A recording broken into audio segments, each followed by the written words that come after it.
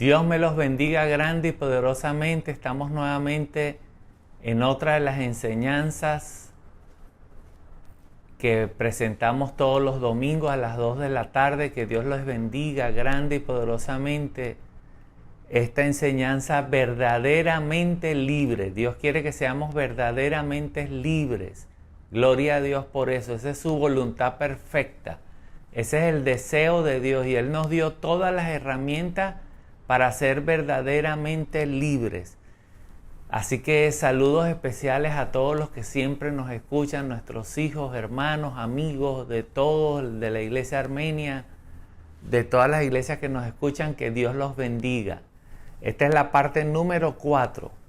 Y sabemos que Juan 8:32 dice, la verdad, conoceréis la verdad y la verdad los hará libres. Recuerde que nosotros antes de conocer a Dios, aunque todos somos conocidos por Él, pero nosotros no lo conocíamos como Él era, porque una de las cosas que no hacíamos era leer su palabra. Vivíamos en una vida en ignorancia total con respecto al pecado y estábamos atados. Cuando Cristo le habla con los judíos en aquel tiempo, le dice, conocerás la verdad y la verdad te hará libre. Entonces esa palabra es para nosotros. El deseo de Dios es que nosotros seamos totalmente libres.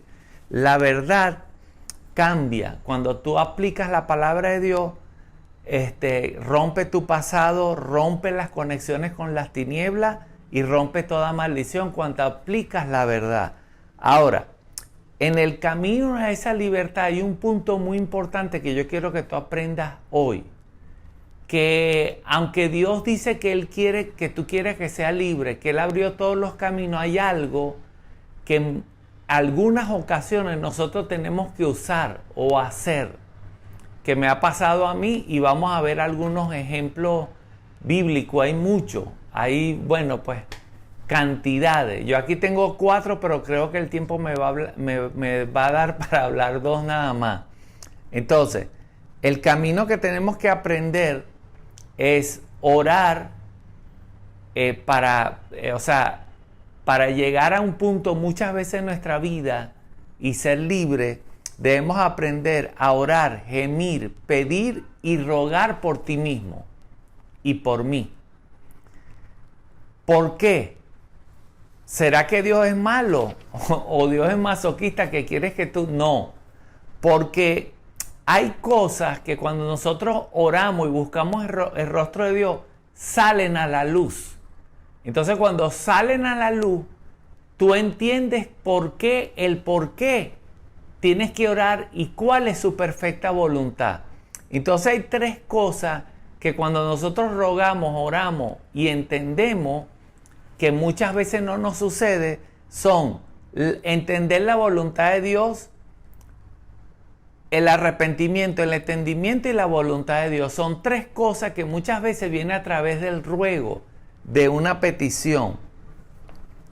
Entonces hay peticiones que Dios sabe que tú estás pidiendo para tu beneficio, pero por ejemplo, Él sabe lo que está en tu corazón. Por ejemplo, tú le pides a Dios que te prospere, pero de repente hay egoísmo en tu corazón. Entonces tú le pides hoy, Señor, prospérame. Mañana le pides, dentro de una semana, dentro de 3 semanas. Y resulta que como hay egoísmo en tu corazón, entonces eso tú no lo ves, porque las cosas del corazón son muy sutiles. Tú no ves ese egoísmo y tú pides y nada pasa hasta que llegas y entras en el ruego, en la petición a Dios, y de repente Dios te dice, mira, es el egoísmo, debes dejar el egoísmo. O de repente hay personas que tienen ataduras del pasado y cuando empiezan a prosperar, yo conozco, ahorita hace como 3-4 meses, una persona que su esposa lo trataba muy mal. Y de repente él comenzó a prosperar y en la prosperidad sacó todo lo que tenía en su corazón, que era odio, rabia, ira por su esposa, porque su esposa lo humillaba mucho. Y cuando él saca eso de su corazón, toma una actitud de venganza. La prosperidad lo llevó a tomar una actitud de venganza. Entonces, ¿qué hace ahora? Ahora sale, se trasnocha, etc. Porque él quería ser próspero, pero él no había sanado su corazón. No tenía su corazón sana, su relación familiar no estaba sana. Entonces, Ok. Entonces vamos a ver unos ejemplos bíblicos donde el objetivo de Dios es conseguir el arrepentimiento, el entendimiento y la voluntad de Dios. Para eso vamos a leer Segunda de Corintios,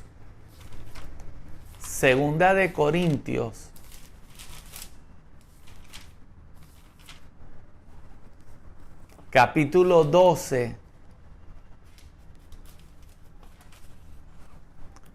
desde el versículo 7 al 10.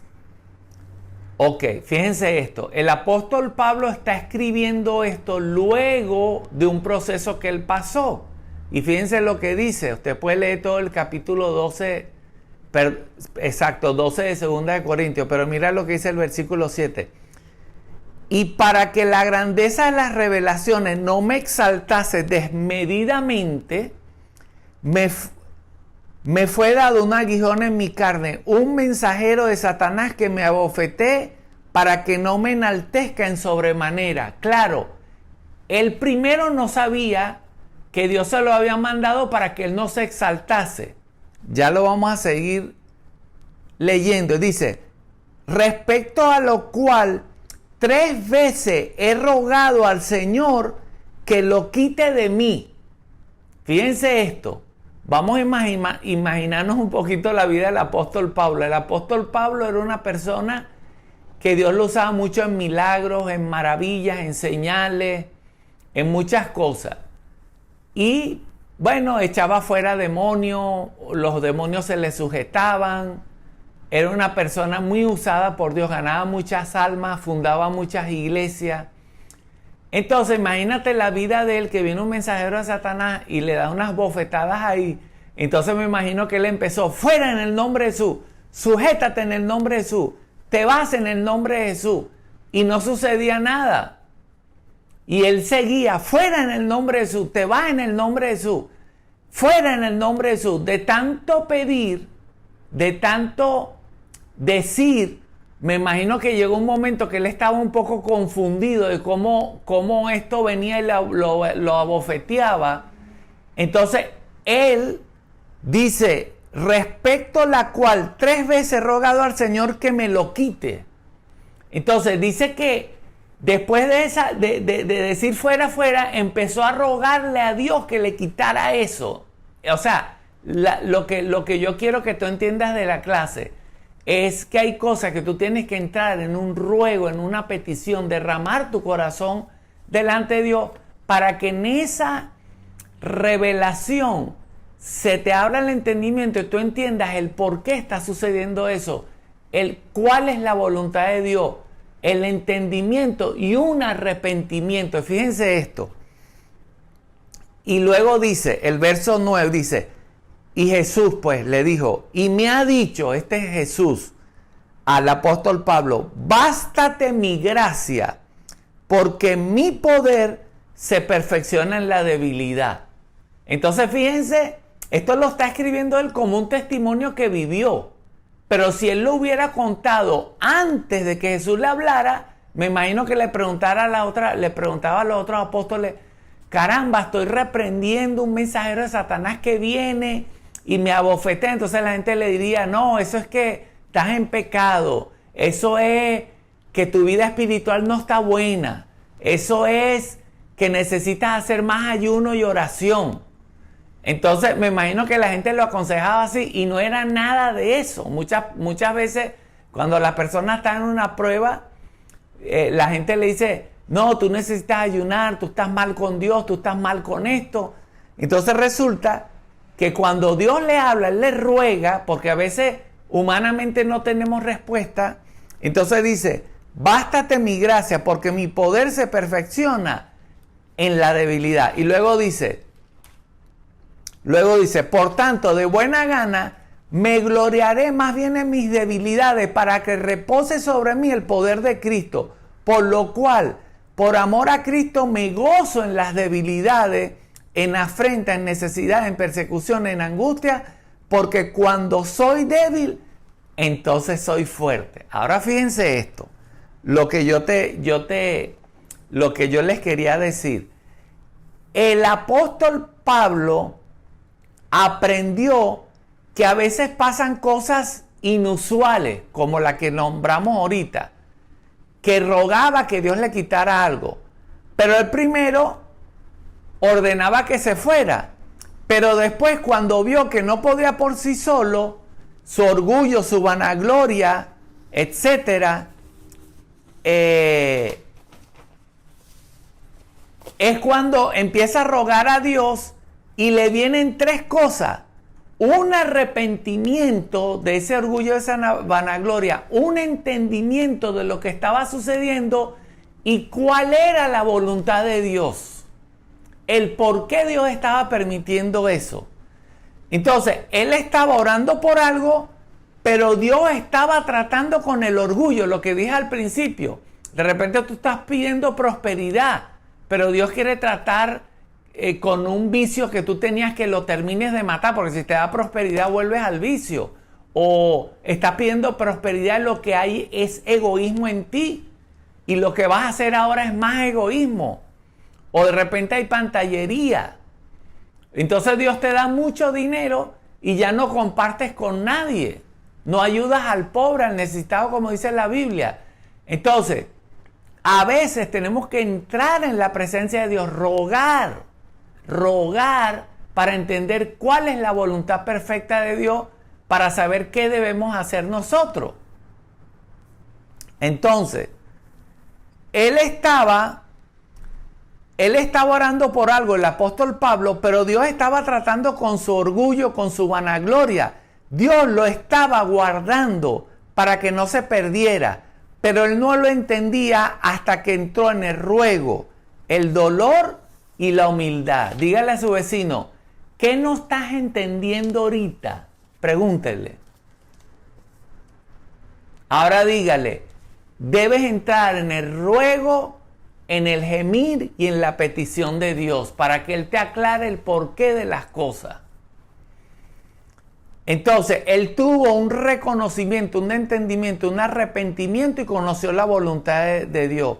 Y ahí dijo, si me siento débil, sé que no soy yo, que es Dios obrando en mí, sé que Él me está guardando, entonces mejor soy débil y así será grande Dios en mí. Y así Él se glorificará y hará cosas mayores en mí. Eso lo aprendió el apóstol Pablo. Hay otro ejemplo que no lo voy a leer. Todos sabemos que el apóstol Pedro también era una persona muy emotiva, muy madura, peleaba con los otros discípulos que él era mejor que el otro, le decía al maestro, yo te amo hasta la muerte, y era muy emocional. Y todos sabemos que Jesús le dijo una vez a él que lo iba a negar, y también le dijo que Satanás lo pidió para zarandearlo. Y Jesús no dijo, no voy a apartar a Satanás, dijo, voy a rogar que tu fe no te falte. Y luego le dijo, y una vez vuelto de esa prueba, tú vas a ser líder, tú vas a confirmar a tus hermanos. Entonces, ¿qué le pasó al apóstol Pedro?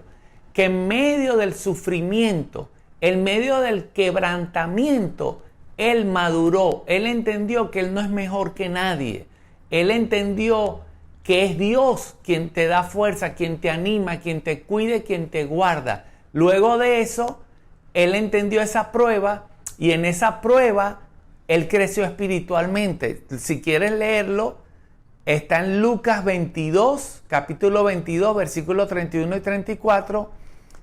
Después está en Lucas, el mismo 22, versículo del 60 al 61. Y luego está en el último capítulo del Evangelio de San Juan, donde Jesús se le aparece y le dice, apacienta mis ovejas. Entonces, ¿qué pasó con Pedro? A través del quebrantamiento, él aprendió. Ahora, también hay otro caso, hay otro caso que está en Primera de Samuel. Ok, Primera de Samuel.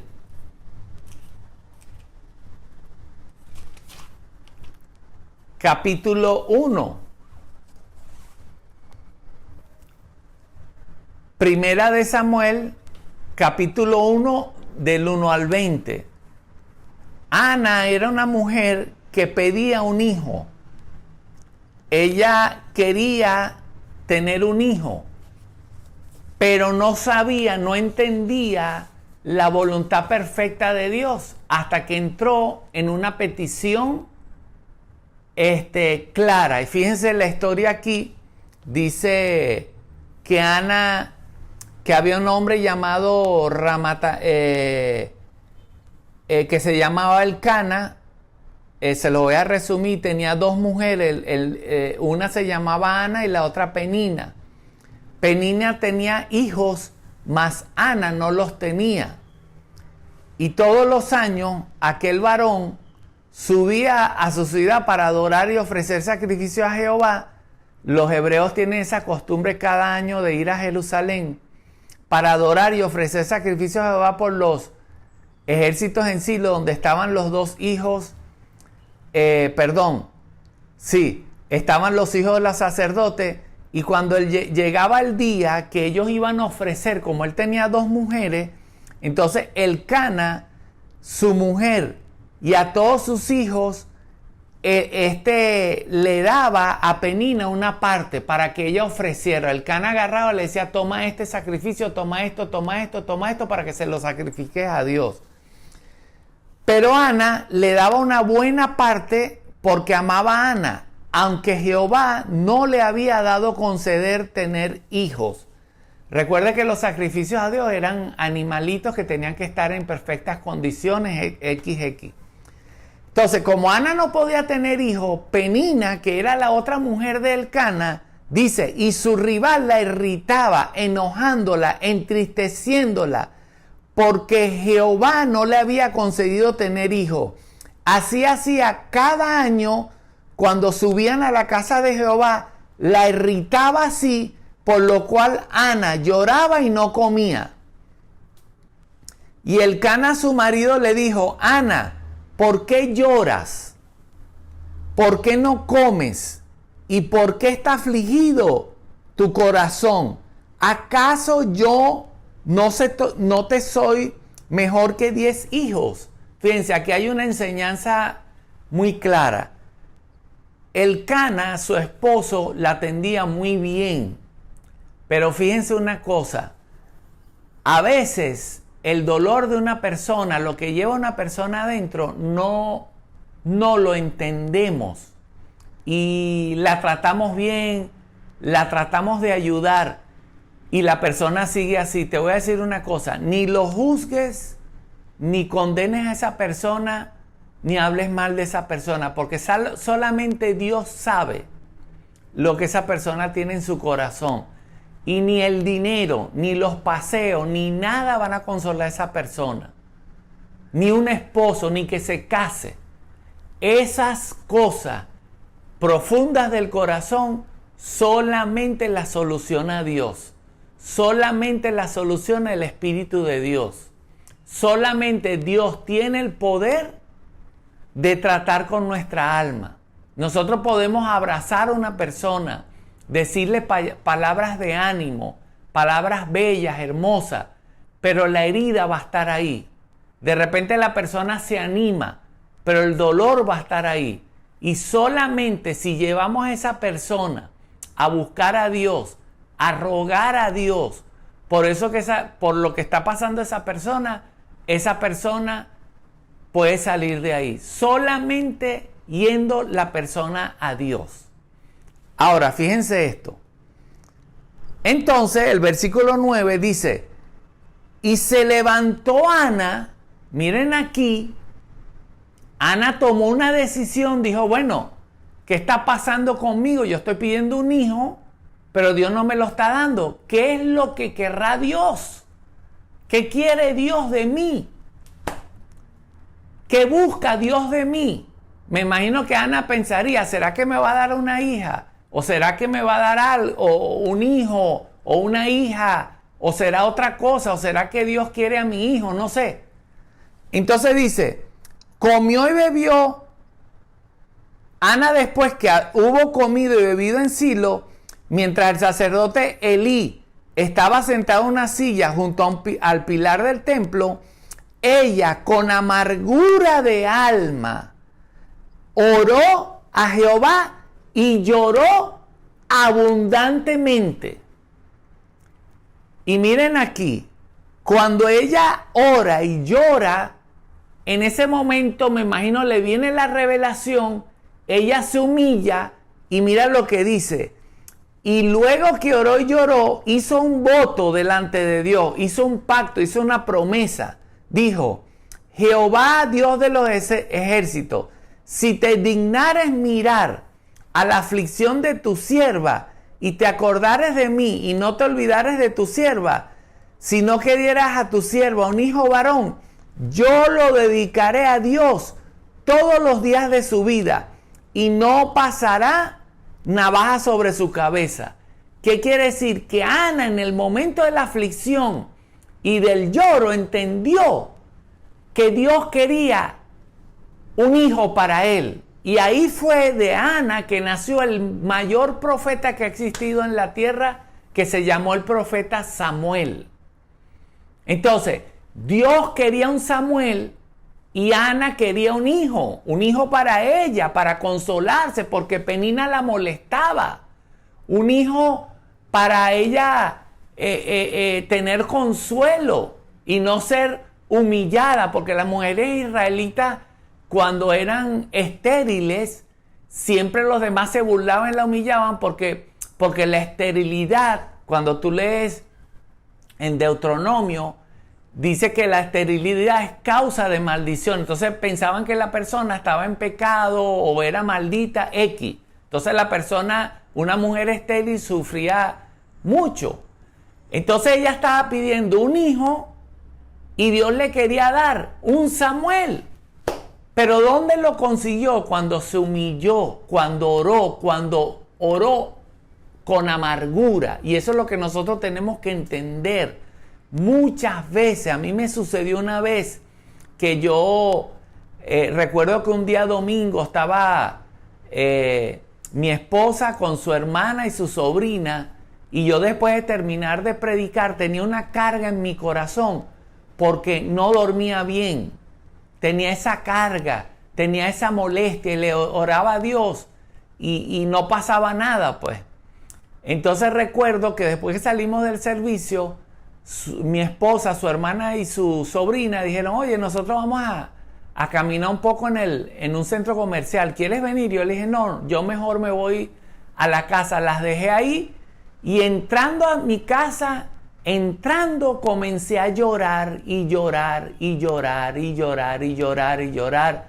Y me recuerdo que ese día en la iglesia se leyó un versículo que decía, Dios mira el corazón, Dios sabe lo que está en el corazón de la persona.